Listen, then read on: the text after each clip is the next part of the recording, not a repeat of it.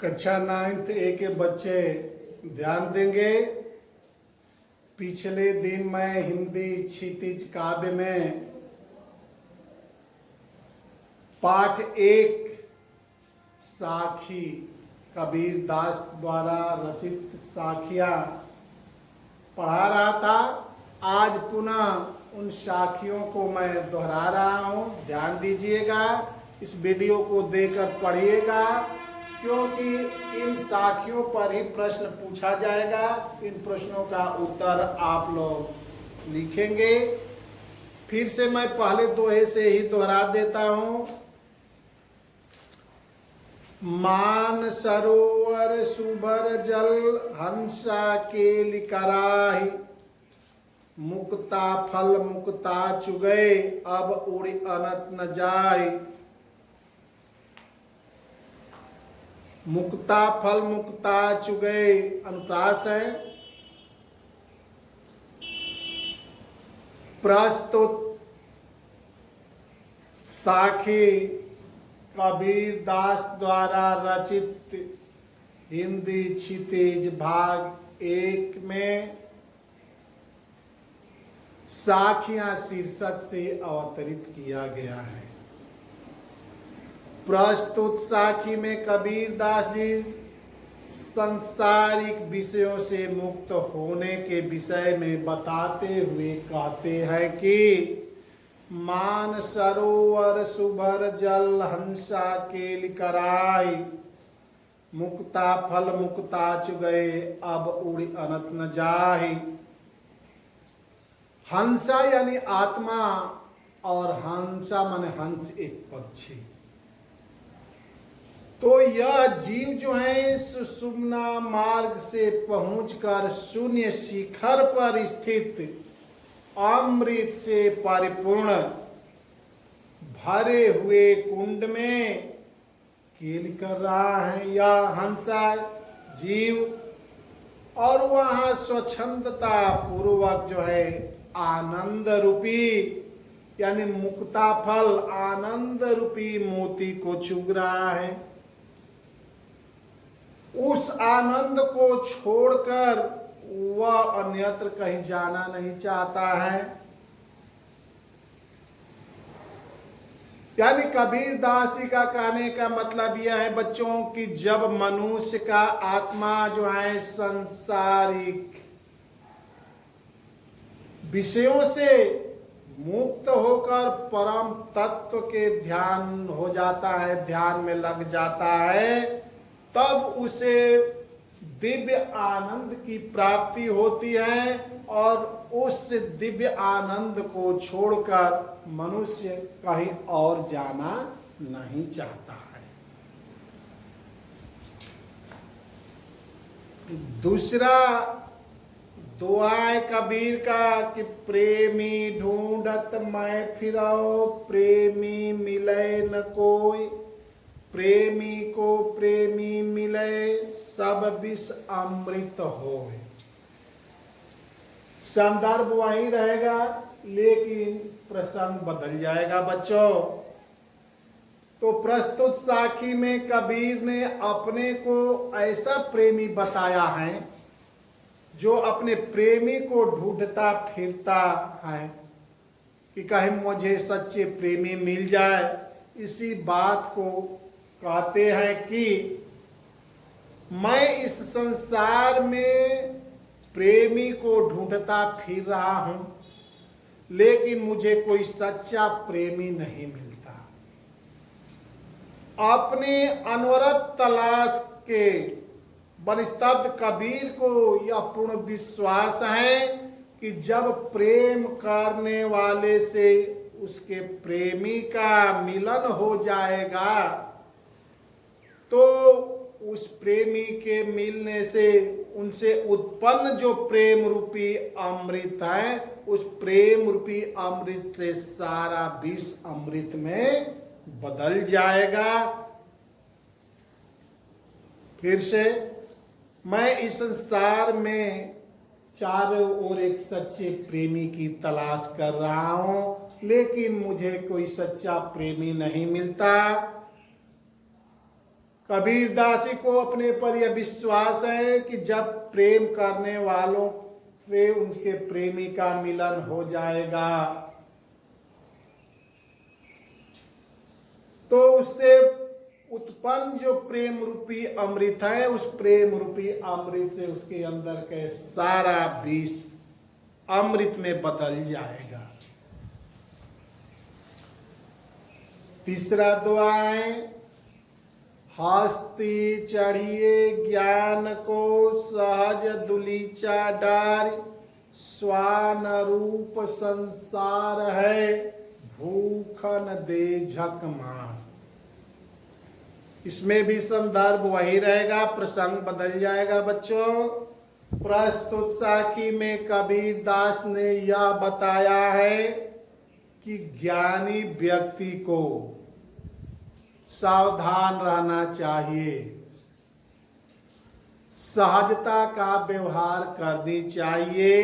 इसी बात को बताते हुए कहते हैं कि ऐ मनुष्य, तू ज्ञान के हाथी पर चढ़ो। हस्ती मन हाथी, चढ़िए ज्ञान को। ज्ञान रूपी हाथी पर चढ़ते समय सहज दुलीचा डार, उसमें सहजता का दुलीचा डार कर, यानी सहजता का व्यवहार करके ही चलो। क्योंकि स्वान रूप संसार है, क्योंकि यह संसार जो है कुत्ते के समान है। स्वान है जो अवसर पाकर, समय पाकर ज्ञानी व्यक्तियों पर अनायास ही भौंकता है। इसलिए मनुष्य को अपने अहंकार का त्याग करके ही इस दिशा में अपने कदम को आगे बढ़ाना चाहिए। अगला साखी है, पखा पखी के कारणे सब जग रहा भुलान, निरपक होई के हरि भजय सोई संत सुजान। इसका प्रसंग है बच्चों कि कबीरदास जी ने कहते हैं कि संत और सज्जन एक ही है, उनकी परिभाषा दी है। कबीर बताते हैं कि संत और सज्जन किसे कहते हैं, उनके अनुसार। तो यह सारा संसार जो है पक्ष विपक्ष, पखा पखी, पखा पखी माने पक्ष विपक्ष के व्यर्थ झमेले में पड़कर भ्रमित हो गया है। यानी लोग अपने जीवन के वास्तविक लक्ष्य से भटक गए हैं। कबीरदास जी कहना चाहते हैं कि ऐसे भ्रम की स्थिति में जो किसी का पक्ष न लेकर, किसी की बात व भुलावे में न आकर, निष्पक्ष भाव से ईश्वर का भजन करता है, वही सच्चा संत कहलाता है।